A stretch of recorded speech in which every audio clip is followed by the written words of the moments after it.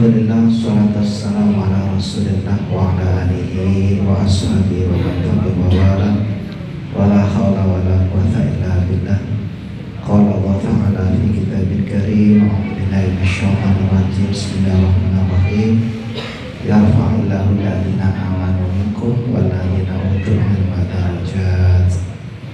Wa qala Rasulullah sallallahu alaihi wasallam, "Man yuridillahu khairan" Man utawi sopo man siapa orang yuridillahi yang menghendaki Allah khairan kebaikan yufaqihu fiddin maka Allah akan difaqihkan, maka Allah akan memfaqih. Faqih di sini artinya faham.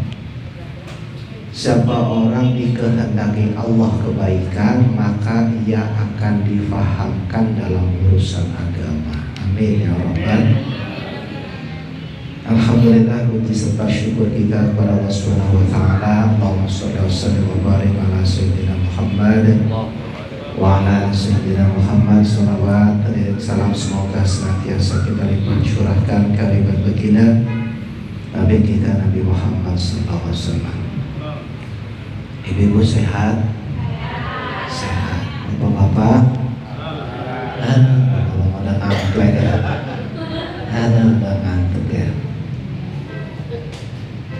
Bu, kangen nggak sama saya, Bu? Ya, kangen. Berapa tahun nggak ketemu ya? Iya. Baik, kita kembali ngaji.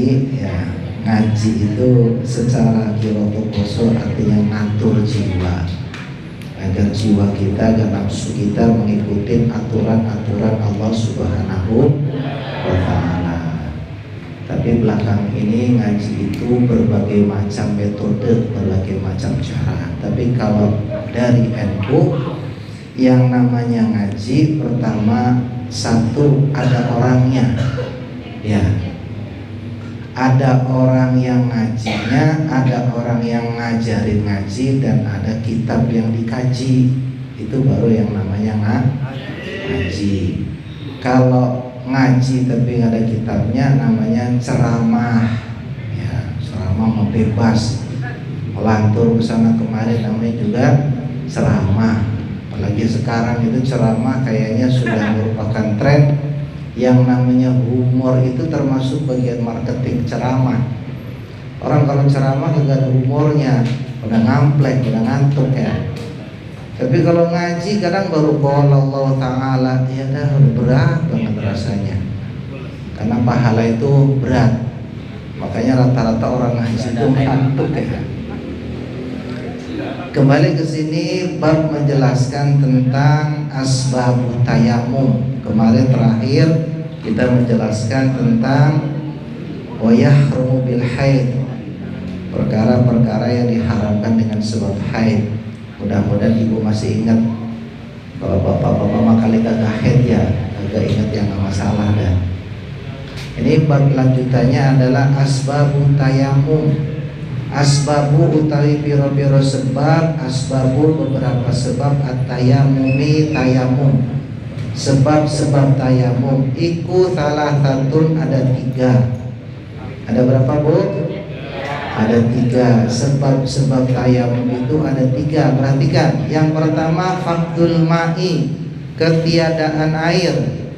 Coro Jawane sepine banyu.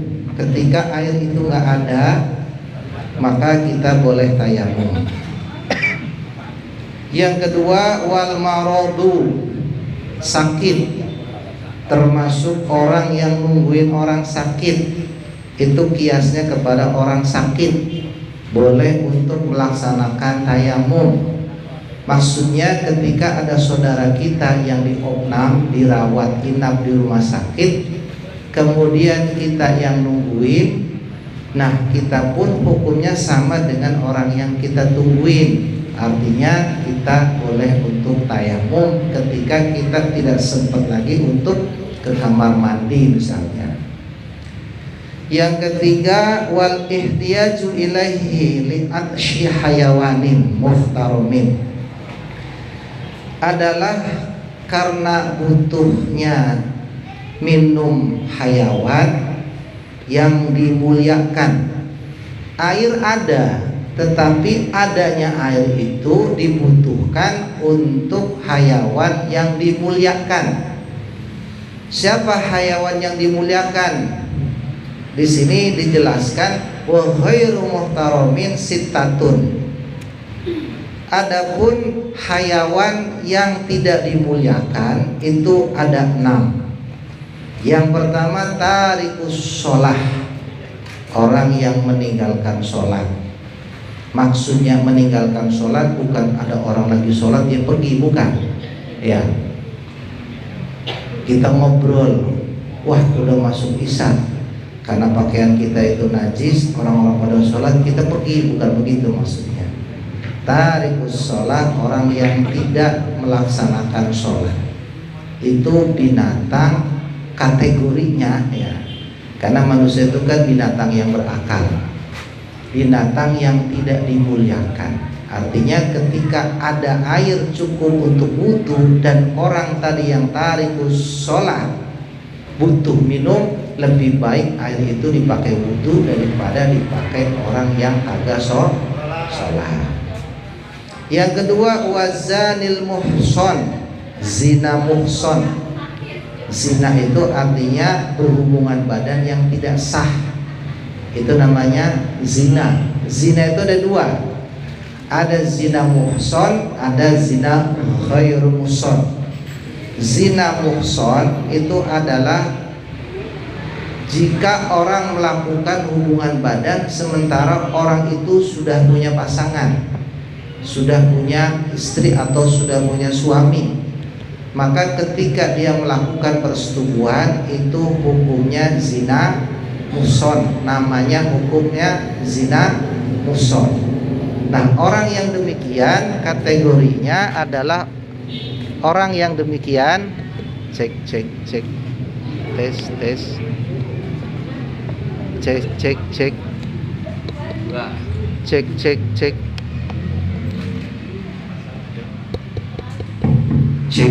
ya.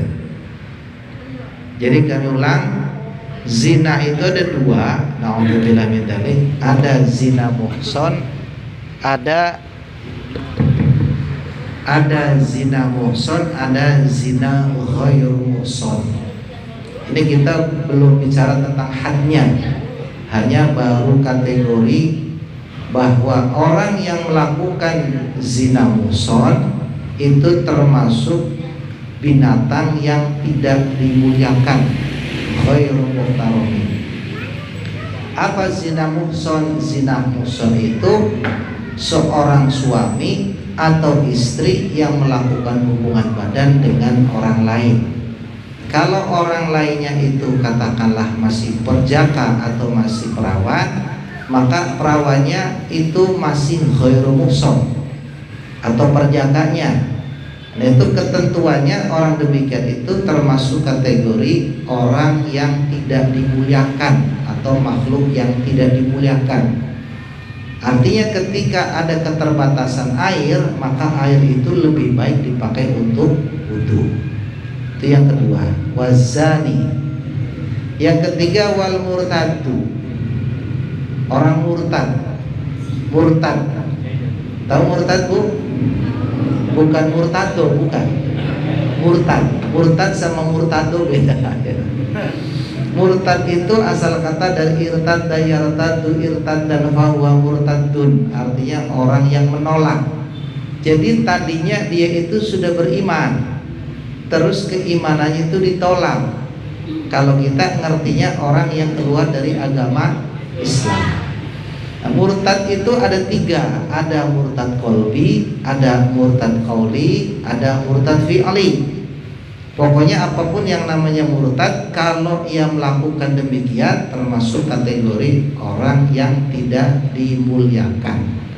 Dalam bab tayamum, ketika air yang ada itu cukup untuk tayamum, lalu orang yang murtad tadi dalam keadaan haus, sekalipun hausnya bisa menyebabkan kematiannya, lebih baik kasarnya dia mati daripada air yang ada itu dipakai untuk dia minum.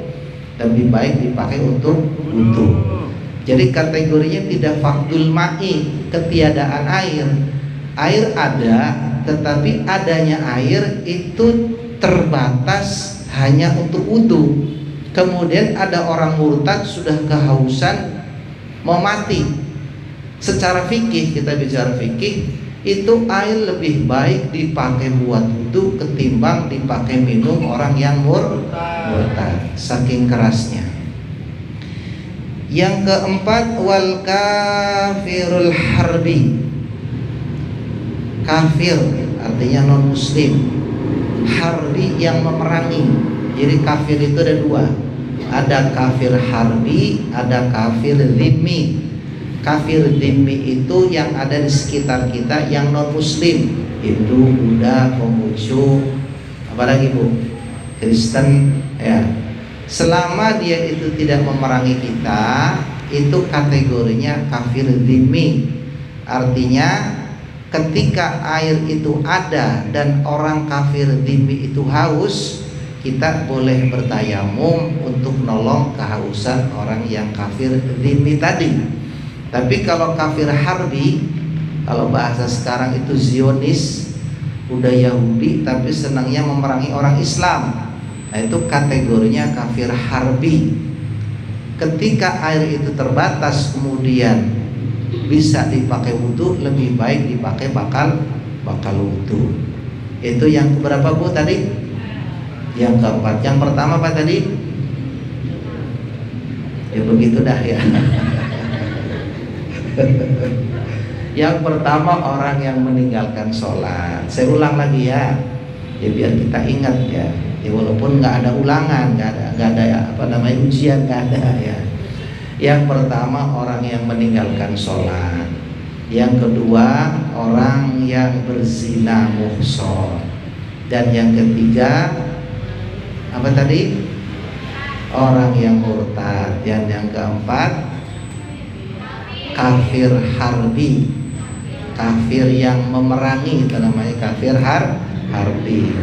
Dan yang kelima wal kalbul akur, anjing yang galak. Kalau anjing yang galak, lebih baik kasih minum itu anjing daripada dipakai bakal wudu. Tapi kalau anjingnya galak, apa ketentuan galak? Ya galak, tahu galak Bu ya? Iya. Kalau melihat orang itu bawaannya itu pengen gigit aja, itu kategorinya galak. Kalau seumpama air yang terbatas itu ada cukup buat minum dia daripada dia mati kehausan, maka kalau anjingnya itu anjing yang nggak galak, maka lebih baik diberikan kepada anjing tadi. Dan yang terakhir wal hinziru, hinzir. Tahu Pak hinzir Pak? Hinzir itu B2 bahasanya, atau babi ya. Baik itu babi hutan ataupun babi piaraan, kecuali babi ngepet mungkin ya. Kalau babi ngepet kan asalnya dari manusia, babi jadi-jadian ya. Artinya ketika ada air dan air yang ada itu terbatas untuk minum binatang, tetapi binatangnya itu adalah binatang B2 atau babi, maka lebih baik dipakai bakal wudu. Demikian pengajian pada malam hari ini. Sudah Bu ya? Sudah paham ya? Mudah-mudahan bermanfaat ya. Oh belum. Ya. Yang kita ulang lagi. Jadi hari ini, malam ini kita nerangkan sebab-sebab tayamum. Sebab tayamum itu ada 3. Yang pertama karena ketiadaan air ya. Kita udah nyari, ternyata yang kita cari tidak kita dapatkan. Akhirnya kita tayamum. Bisa tayamum Bu? Bu? Bisa. Saya ulang lagi ya, biar kita tambah paham. Tayamum itu bersuci dengan pakai debu, bukan pakai tepung, bukan pakai sesuatu yang kita yakini ada debu. Makanya ijma ulama tayamum di pesawat itu hukumnya tidak sah. Kenapa? Karena di pesawat tidak ada debu. Terus wudunya bagaimana? Pakai sprayer. Sprayer. Ya, saya bawa contohnya sprayer, Bu. Sengaja biar Bapak Ibu tuh paham. Biasanya kalau orang haji atau umroh itu wudunya pakai sprayer. Karena ketika lagi tawaf, kalau misalkan batal, itu kan nggak mungkin kita lagi muter terus gara-gara batal karena khuruju syai'i minas sabilain, batal karena keluarnya sesuatu dari dua jalan. Tapi kalau batalnya iltimasu basyaratain, karena batalnya itu bersentuh kulit, itu kita ngikutin ulama mazhab Maliki.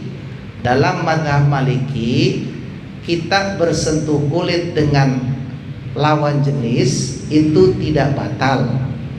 Saya ulang, bersentuh kulit dengan lawan jenis itu hukumnya tidak batal menurut mazhab Maliki. Kalau menurut mazhab Syafi'i, iltimasu basyaratain, bersentuh kulit laki perempuan, ajnabayni, beda, bukan muhrim atau mahram.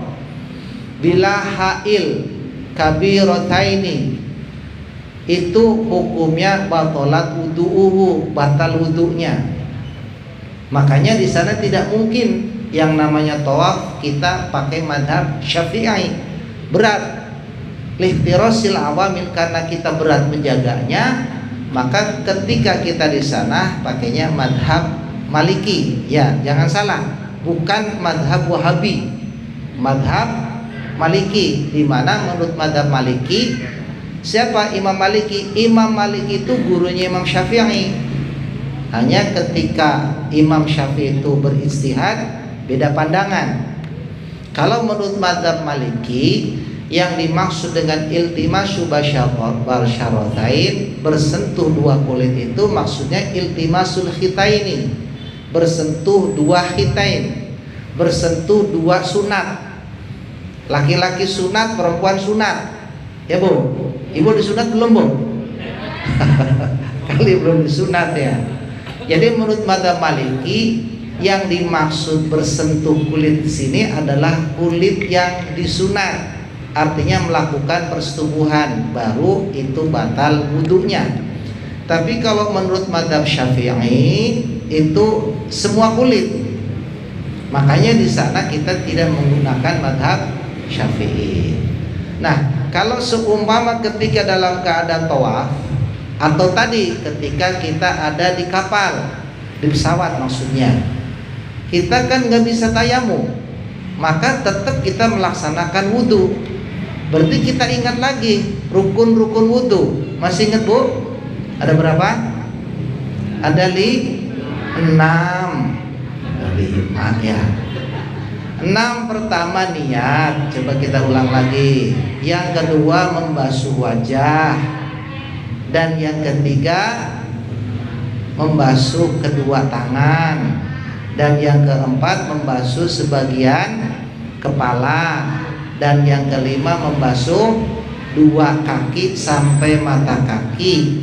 Dan yang keenam tartib. 2 ini rukun kolbiyah, niat sama tartib. Jadi cuman 4 yang bisa dilaksanakan. Dalam arti niat itu kan nggak perlu menyemprotkan air.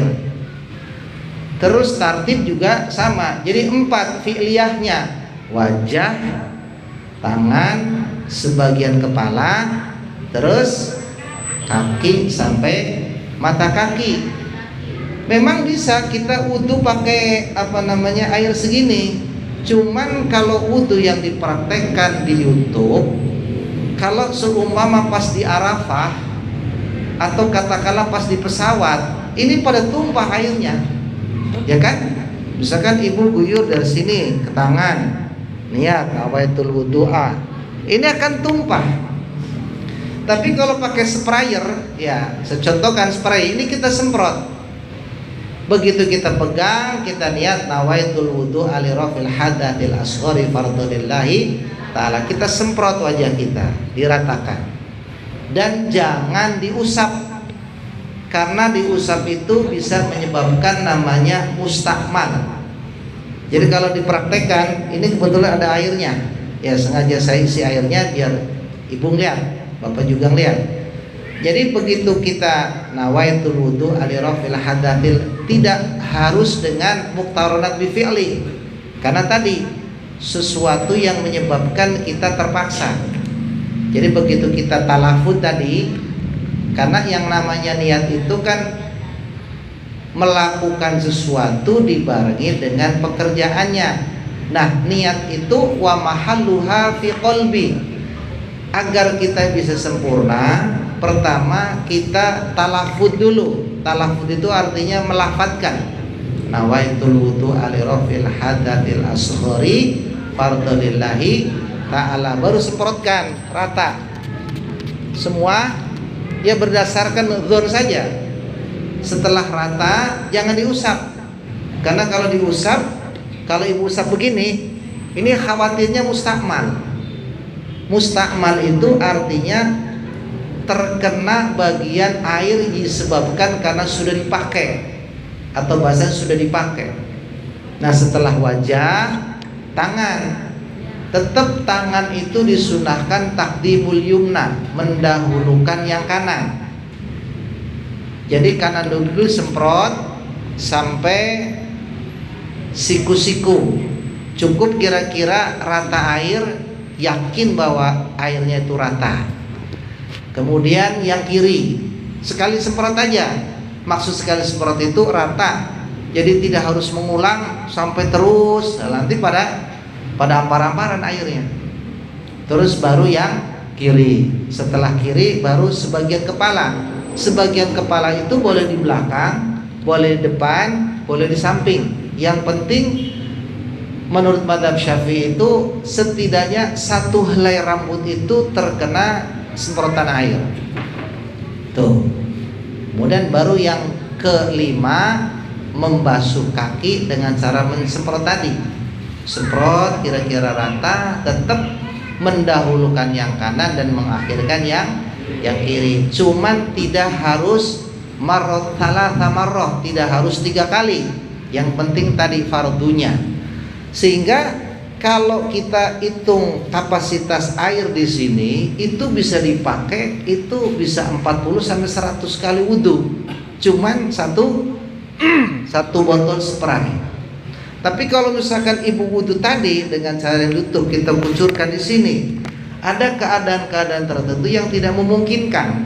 Satu contoh ketika di Arafah, di dalam maktab, di dalam tenda, itu kan lantainya kan kasur. Lah kalau ibu wudu nggak pakai sprayer atau bapak, itu basah itu yang namanya kita wudu. Sementara kita mau ke toilet tempat wudu itu terbatas. Saya ngantri bisa 7 orang di depan saya itu kalau pas lagi di Arafah. Makanya lebih praktis pakai sprayer tadi. Sehingga hukum daripada tayamum tadi, faqdul ma'i, ketiadaan air, terbantahkan. Sakit juga kita enggak. Makanya kalau kemudian kita bisa tayamum, ya kembali sebab tayamum tadi kita ingat ada berapa, Bu? Sebab tayamum ada berapa, Pak? Ada berapa, Pak? 3. Yang pertama apa tadi? Ketiadaan air. Tapi kita yakin udah nyari. Jangan, lu kenapa tayamum? Kagak ada air. Lah bagaimana ada air orang di dalam musola? Ya udah cari. Tetangga kagak punya, masjid kagak punya, ya itu baru boleh kita tayamum. Yang kedua apa tadi? Sebab tayamum, sebab sakit ataupun sebab nungguin orang sakit. Dan yang ketiga, adanya air tapi terbatas hanya untuk minum binatang yang dimuliakan. Binatang yang dimuliakan itu selain dari 7 golongan tadi. Saya ulang lagi, yang pertama orang yang meninggalkan sholat, dan yang kedua orang yang berzina muhson, dan yang ketiga orang yang murtad, yang keempat kafir harbi, dan yang kelima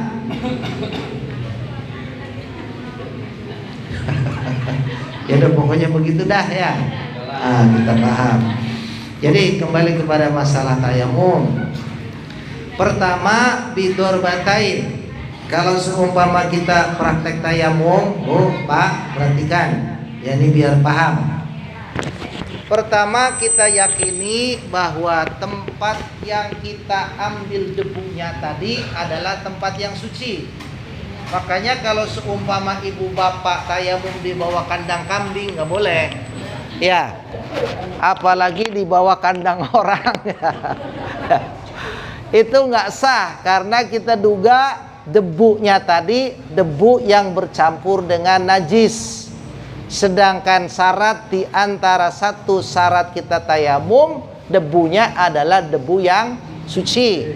Boleh ibu ngambil dari tembok, boleh dari lantai, tapi ketika tempat yang sudah kita ambil itu jangan kemudian kita ngulang di tempat tadi. Sumpama nih, misalkan ini tembok ya, misalnya, atau di mana tembok? Tembok nih. Nah setelah kita ngambil terus ditepukan, takutnya ada batu atau ada beling. Ya syukur kalau ada emas, kasih Ustaz Suhal ya. Iya. Begitu kita ngambil, keprekin, terus usap ke wajah. Cara ngusapnya antara tangan satu dengan tangan yang lainnya tidak boleh bersentuh. Jadi ketika kita ngusap, yang kiri ke kiri, yang kanan ke kanan. Caranya gini, sampai ke tengah, cukup sekali. Jadi jangan digosok-gosokin, ya, tidak seperti air. Begitu kita ngambil debu, kemudian dikeprekin, antara batnil kafi, telapak tangan ini batinnya tidak boleh bersentuh. Makanya tadi caranya begini. Kemudian ketika nempeli wajah, tetap antara batnil kafi, batinnya telapak ini tidak boleh bersentuh dengan batin satunya. Ditempelkan yang kanan ke kanan, yang kiri ke kiri, tapi berbarengan. Ini contoh aja. Ntar ibu begini, begini ntar ya. Berbarengan ngusapnya. Nah, ini sudah satu. Kemudian yang kedua kan tangan, prekin tangan. Lah tangan pun sama, antara batin dengan batin telapak tangan itu tidak boleh bersentuh. Makanya cara ngusapnya, pertama yang kanan dulu, usap sampai siku, terus sampai kemari. Nah begitu perpindahan antara batin dengan batin itu jangan sampai bersentuh, makanya kemari. Jadi nggak perlu digosok-gosokin begini. Ya, udah kita yakin aja.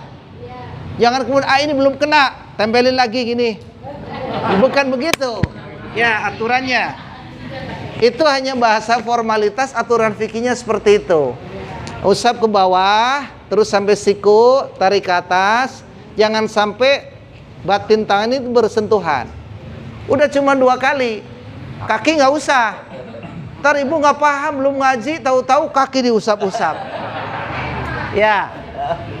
Jadi cuman bidor batain, wajah sama tangan. Ya syukur-syukur ibu ngaji dari sini bisa ngajarin ke anak. Nih, nak, ibu dapat oleh-oleh ilmu cara bertayamum yang benar, yang syar'i katanya.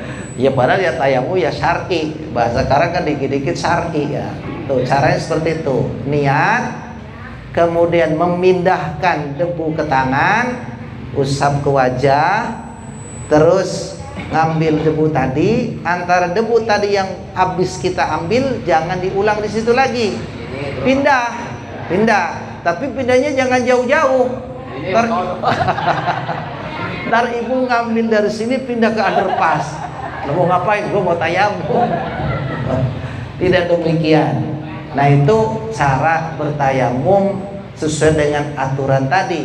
dan itu diperbolehkan ketika satu di antara 3 syarat itu ada.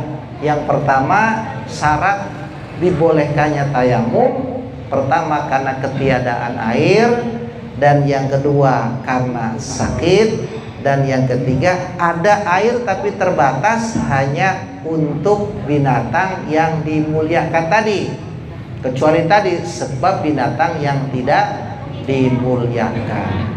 Sampai di sini ada yang ditanyakan? Tanya jawab dah. Iya, silahkan.